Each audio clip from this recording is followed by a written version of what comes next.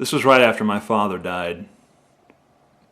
My stepmom, Natalie, was extremely distraught, to say the least. She took it harder than probably anybody because, to me, it was my father, but, I was a man. I could stand on my own 2 feet, and the same was true for my brother. For her, my dad was her whole life, so she was destroyed by his death. And of course, it was made all the worse by the fact that she had a very young daughter with him. And so she became suicidally depressed. One night, everyone got together and decided to take her to, a nice dinner.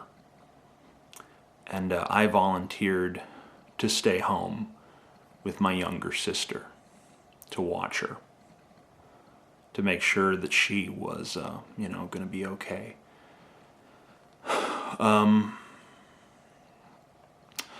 So the evening was normal. I put my sister to bed around 9 or 10 o'clock, and I was on the computer. I'm just, doing what I normally do. Probably looking at porn, stuff like that. Maybe I was browsing a few news sites here and there, probably looking for ideas for YouTube videos, as I often do. And I hear this noise coming from my dad and my stepmom's bedroom. It wasn't like a crash or anything that dramatic. It was just kind of a creaking noise. I guess I'm being a little disingenuous here. It didn't sound like a creak. It sounded like a moan. So it sent, shivers down my spine pretty much immediately. Maybe this story's a little too intense for a fun Halloween video now that I think about it. But I guess I've started, so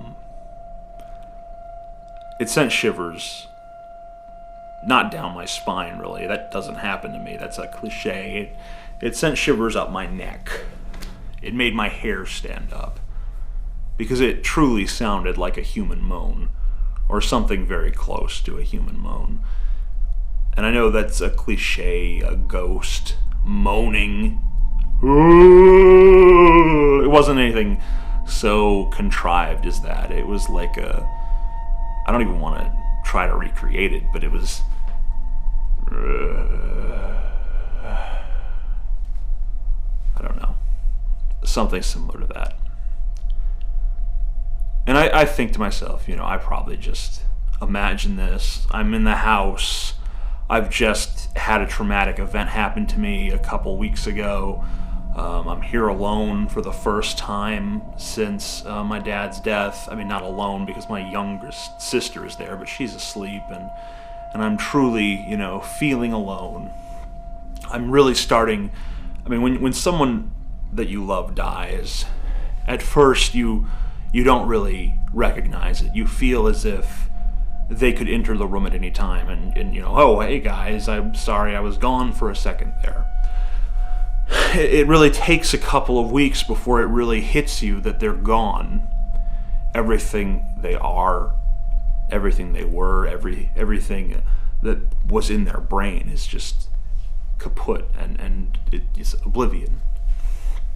So I was just starting to really come to terms with my father's death, and here I was alone in this really big empty house that feels all the more empty because he's not there anymore. And I hear this moaning sound, so of course I immediately chalk it up to, okay, I'm obviously hearing things. My mind is playing tricks on itself. And just to assure myself, I decide I'm going to go into the bedroom and investigate to see if I can find anything that would have made this noise. And I walk in the bedroom and I see my father's stupid Tempur-Pedic bed that he wasted I don't even know how much money on. and there's all his pictures on the wall, and everything's the same, but it feels so different. It feels so empty. It feels like someone took everything that was in the room and replaced it with exact replicas that were just moderately flawed in ways that are not quite perceptible, but together it just leads to this feeling of unease when you look at it. So I'm not feeling assured by what I see here. I feel all the more distraught, but I can't pinpoint anything that's wrong. I'm looking around the room. I don't see anything that jumps out at me as like, what's that?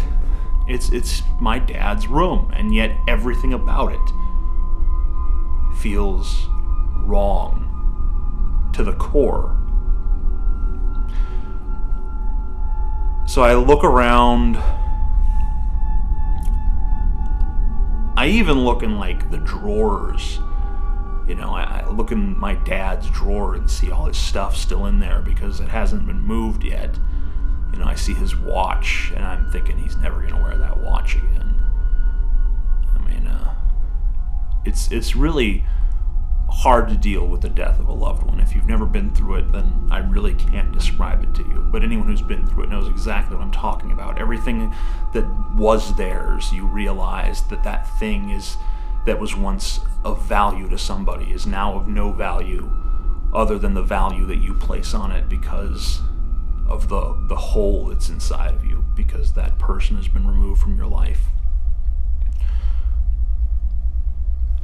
And I'm walking through the room, I'm looking through the drawers, I'm being probably a little bit more nosy than I should be. And I suddenly get this impression that I'm being watched through a nearby window. You ever get that sense? You ever just give yourself the heebie-jeebies and feel like something's watching you from the nearest window? And either you have to leave that room or you have to go check that window to make sure that it's just a feeling. Well, I walked over to the window and I opened up the blinds. And for a moment, I thought that I saw my father's face in the reflection. Of course, it was just my face, because me and my father were very similar looking men. And of course, you know, in my heightened state of panic, I see his face. But then I realize it's just my own reflection. And I'm relieved, but I'm backing away from the window because of the shock that I just experienced. And that is when I felt a hand settle down on my shoulder. And it was unmistakable. It was the feeling and pressure of a human being slapping his hand on my shoulder. And I turn around and, of course, there's no one there.